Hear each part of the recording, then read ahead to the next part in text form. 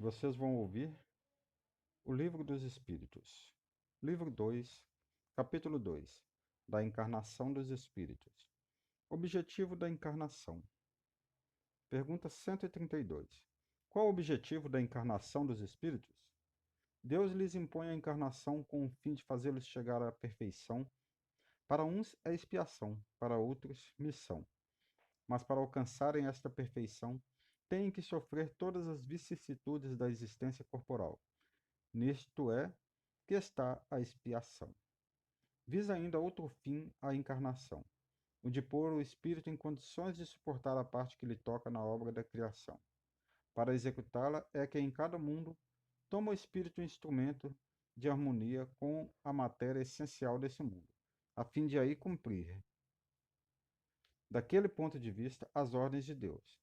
É assim que, concorrendo para a obra geral, ele próprio se adianta. A ação dos seres corpóreos é necessária à marcha do universo.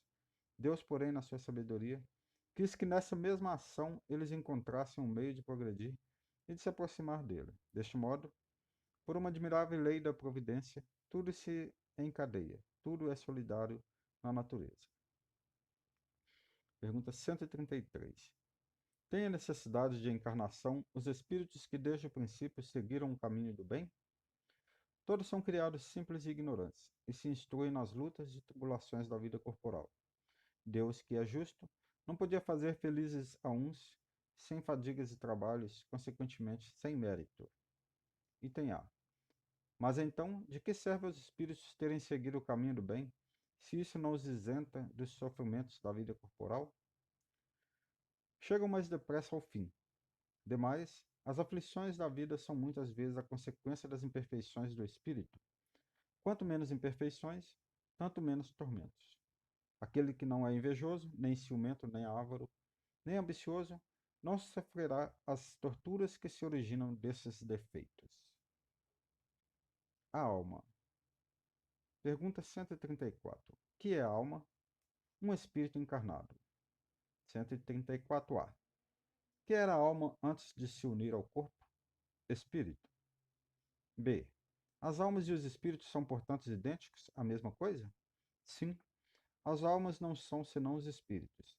Antes de se unir ao corpo, a alma é um dos seres inteligentes que povoam o mundo invisível, os quais temporariamente revestem um invólucro carnal para se purificarem e esclarecerem. 135. Há no homem alguma outra coisa além da alma e do corpo? Há o laço que liga a alma ao corpo. Item A. De que natureza é esse laço? Semimaterial, isto é, de natureza intermédia entre o espírito e o corpo. É preciso que seja assim para que os dois se possam comunicar um com o outro. Por meio desse laço é que o espírito atua sobre a matéria e reciprocamente. Explicação de Kardec. O homem é, portanto, formado de três partes essenciais. Primeiro, o corpo, ou ser material, análogo ao dos animais e animado pelo mesmo princípio vital. Segundo, a alma, espírito encarnado que tem no corpo a sua habitação. Terceiro, o princípio intermediário, ou perispírito, substância semimaterial que serve de primeiro envoltório ao espírito e liga a alma ao corpo. Tal, num fruto, o germen, o perisperma e a casca. 136. A alma independe do princípio vital? O corpo não é mais do que envoltório. Repetimos-lo constantemente. A. Por que o corpo existe sem a alma? Aliás, pode o corpo existir sem a alma? Pode. Entretanto, desde que cessa a vida do corpo, a alma o abandona. Antes do nascimento, ainda não há união definitiva entre a alma e o corpo, enquanto que depois de essa união se haver estabelecido, a morte do corpo rompe os laços que o prendem à alma e esta o abandona. A vida orgânica pode animar um corpo sem alma, mas a alma não pode habitar um corpo privado da vida orgânica. Item B. Que seria o nosso corpo se não tivesse alma? Simples massa de carne sem inteligência, tudo o que quiserdes, exceto um homem. 137. Um espírito pode encarnar a um tempo em dois corpos diferentes? Não. O espírito é indivisível, não pode animar simultaneamente dois seres distintos. 138. O que se deve pensar da opinião dos que consideram a alma o princípio da vida material? É uma questão de palavras, com que nada temos. Começai por vos entenderdes mutuamente. 139. Alguns espíritos e antes deles, alguns filósofos definiram a alma como sendo uma centelha anímica, emanada do grande todo. Por que esta contradição? Não há contradição. Tudo depende das acepções da palavra. Por que não tendes uma palavra para cada coisa? Explicação de Kardec. O vocábulo alma se emprega para exprimir coisas muito diferentes. Uns chamam alma ao princípio da vida, e nesta acepção se pode com acerto dizer figuradamente que a alma é uma centelha anímica emanada do grande todo. Estas últimas palavras indicam a fonte universal do princípio vital de cada ser absorve uma porção, e que após a morte volta à massa de onde saiu. Essa ideia de nenhum modo exclui a de um ser moral, distinto, independente da matéria e conserva sua individualidade. A esse ser, igualmente, se dá o nome de alma, e nesta acepção é que se pode dizer que a alma é um espírito encarnado. Dando da alma definição diversas, os espíritos falaram de acordo com o modo por que aplicavam a palavra com as ideias terrenas de que ainda estavam mais ou menos imbuídos. Isto resulta da deficiência da linguagem humana, que não dispõe de uma palavra para cada ideia, donde uma imensidade de equívocos e discussões.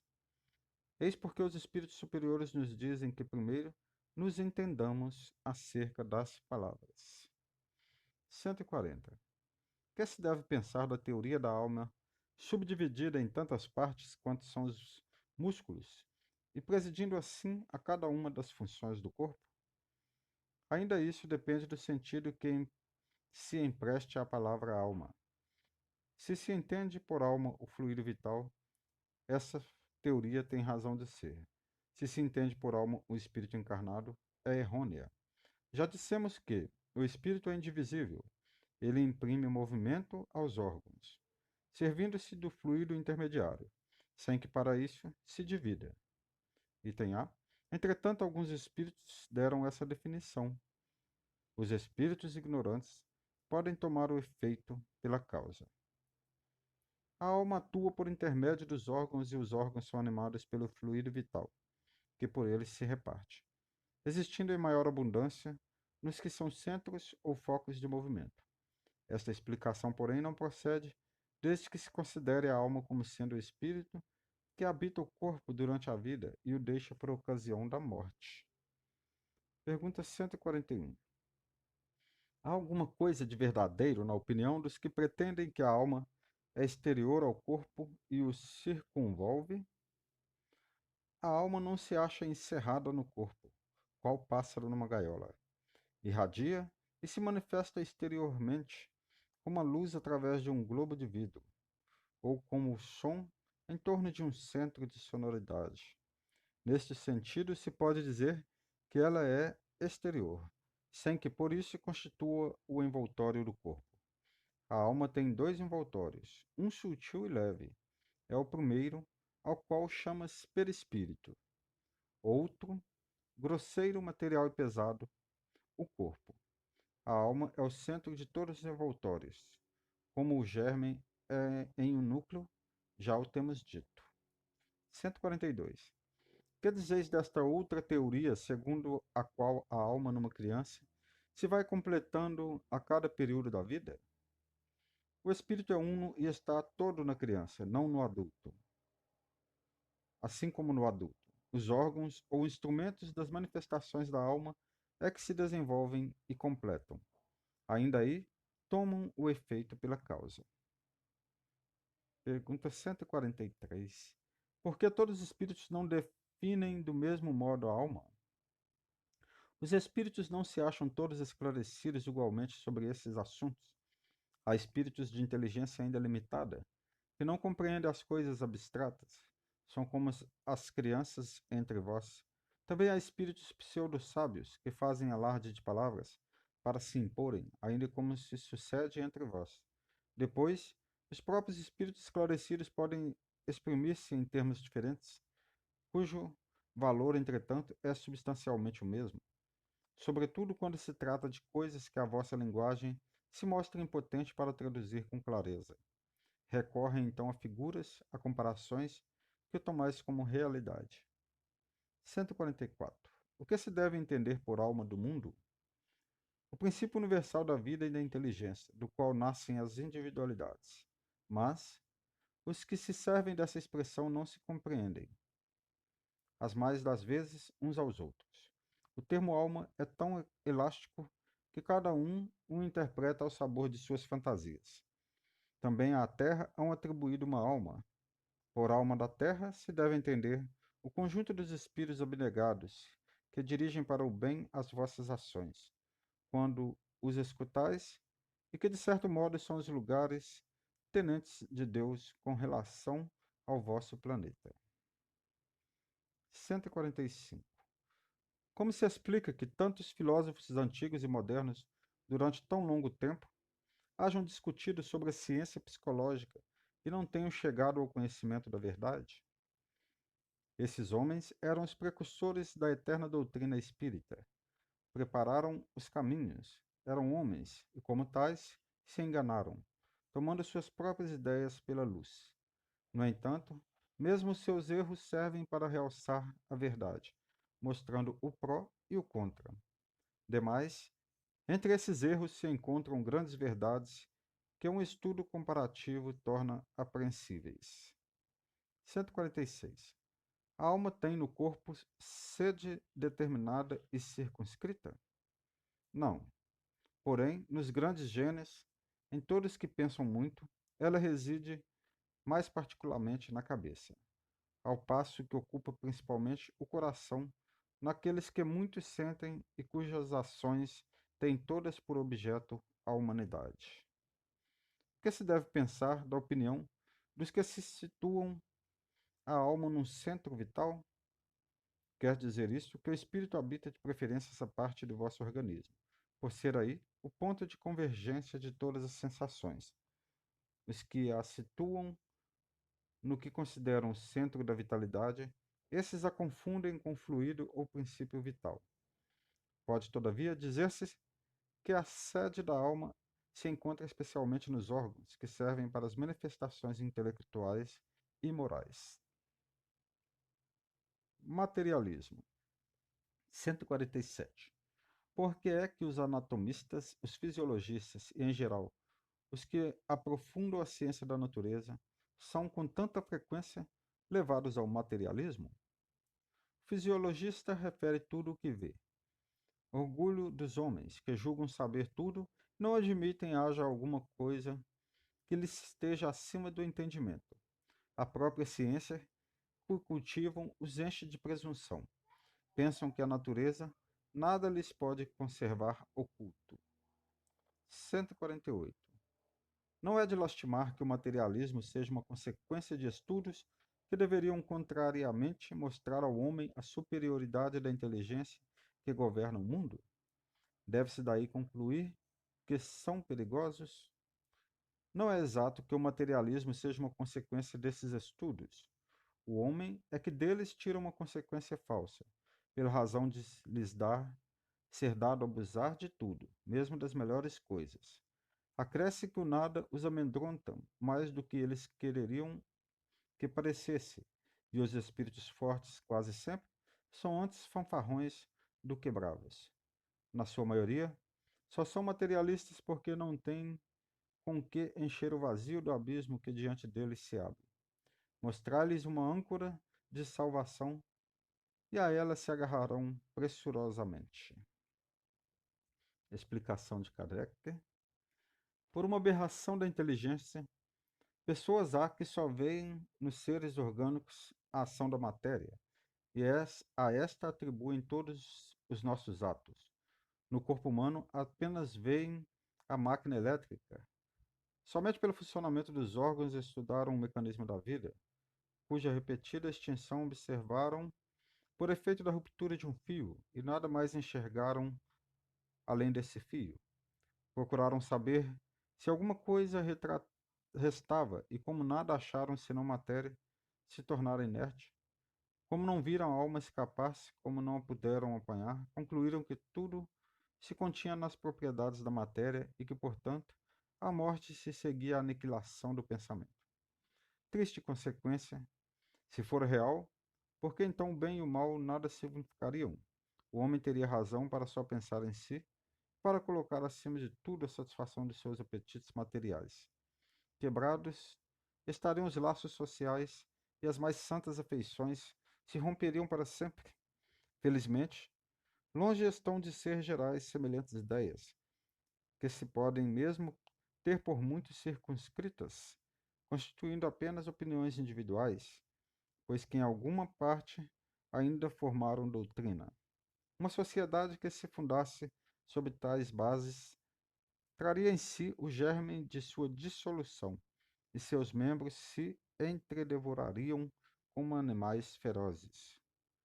O homem tem, instintivamente, a convicção de que nem tudo se lhe acaba com a vida. O nada lhe infunde horror. É em vão que se obstina contra a ideia da vida futura. Ao soar o momento supremo, poucos são os que não inquirem do que vai ser deles, porque a ideia de deixar a vida para sempre algo oferece de punjante. Quem de fato poderia encarar com indiferença uma separação absoluta, eterna, de tudo o que foi objeto de seu amor? Quem poderia ver, sem terror, abrir-se diante de si um imensurável abismo de nada, onde se sepultassem para sempre todas as suas faculdades, todas as suas esperanças, e dizer a si mesmo: pois que, depois de mim, nada, nada mais, senão um vácuo, tudo definitivamente acabado. Mais alguns dias e a minha lembrança se terá apagado da memória dos que me sobreviveram. Nenhum vestígio, dentro em pouco, restará de minha passagem pela terra. Até mesmo o bem que fiz será esquecido pelos ingratos a quem beneficiei. E nada, para compensar tudo isto, nenhuma outra perspectiva, além do meu corpo roído pelos vermes. Não tem este quadro alguma coisa de horrível, de glacial? A religião ensina que não pode ser assim, e a razão nolo confirma. Mas uma existência futura, vaga e indefinida, não apresenta o que satisfaça ao nosso desejo do positivo. Essa, em muitos, a origem da dúvida. Possuímos alma, está bem, mas que é a nossa alma? Tem forma, uma aparência qualquer? É um ser limitado ou indefinido? Dizem alguns que é um sopro de Deus, outros uma centelha, outros uma parcela do grande todo, o princípio da vida e da inteligência, que é, porém, o que de tudo isso ficamos sabendo? Que nos importa ter uma alma, se extinguindo-se-nos a vida, ela desaparece na imensidade, como as gotas da água do oceano? A perda da nossa individualidade não equivale para nós ao nada? Disse também que a alma é imaterial. Ora, uma coisa imaterial carece de proporções determinadas. Desde então, nada é para nós. A religião ainda nos ensina que seremos felizes ou desgraçados conforme ao bem ou mal que houvermos feitos. Que venha a ser, porém, essa felicidade que nos aguarda no seio de Deus? Será uma beatitude, uma contemplação eterna, sem outra ocupação mais do que entoar louvores ao Criador? As chamas do inferno serão uma realidade ou um símbolo? A própria Igreja lhes dá esta última significação. Mas então, que são aqueles sofrimentos? Onde está um lugar de suplício? Numa palavra, que é que se faz, que é o que se vê? Nesse outro mundo que a todos nos espera, dizem que ninguém jamais voltou de lá para nos dar informações. É ir dizê-lo, e a missão do Espiritismo consiste precisamente em nos esclarecer acerca desse futuro, em fazer com que, até certo ponto, o toquemos com o dedo e o penetremos com o olhar, não mais pelo raciocínio somente, porém pelos fatos. Graças às comunicações espíritas, não se trata mais de uma simples presunção, de uma probabilidade sobre a qual cada um conjecture à vontade, que os poetas embelezam com as suas ficções ou cumulem de enganadoras imagens alegóricas. É a realidade que nos aparece, pois que são os próprios seres de além-túmulo que nos vem descrever a situação em que se acham, relatar o que fazem, facultando-nos assistir, por assim dizer, a todas as peripécias da nova vida que lá vivem e mostrando-nos, por esse meio, a sorte inevitável que nos está reservada, de acordo com os nossos méritos e deméritos. Haverá nisso alguma coisa de antirreligioso? Muito ao contrário, porquanto os incrédulos encontram aí a fé e os tíbios a renovação do fervor e da confiança. O espiritismo é, pois, o mais potente auxiliar da religião. Se ele aí está, é porque Deus o permite e o permite para que as nossas vacilantes esperanças se revigorem e para que sejamos reconduzidos à senda do bem pela perspectiva do futuro.